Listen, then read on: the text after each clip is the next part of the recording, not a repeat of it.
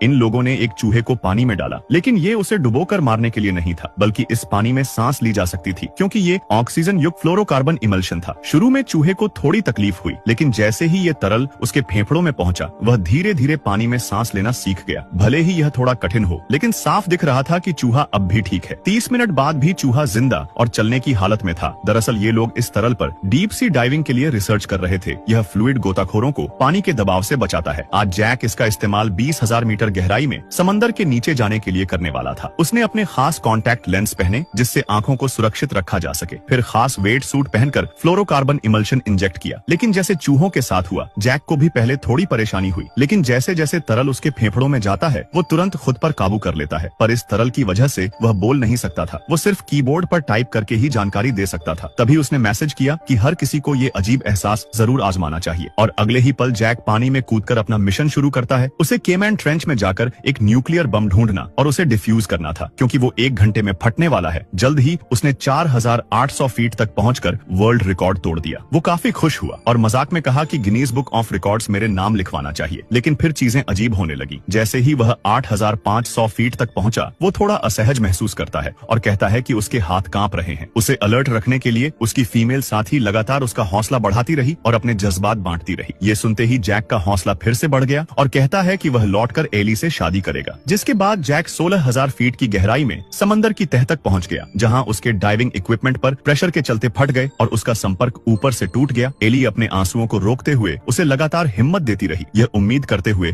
कि जैक सुरक्षित लौटेगा। और जैक भी नाम के मुताबिक बहादुर निकला। वह एक जलती हुई लकड़ी से रास्ता रोशन करके चट्टानों के साथ और नीचे जाने लगा, लेकिन वहां इतना अंधेरा था कि नीचे कुछ भी नहीं दिख रहा था। अब सबको लगने लगा कि अब जैक खत्म हो चुका है। तभी अचानक एक सिग्नल मिला और जैक ने कहा कि उसने रोशनी देखी है और यहाँ हर तरफ रोशनी है। सबने सोचा कि शायद ये उसका भ्रम है, क्योंकि समंदर की इतनी गहराई में रोशनी नहीं हो सकती, लेकिन असल में वहाँ रोशनी थी और अगले ही पल जैक हैरान रह गया।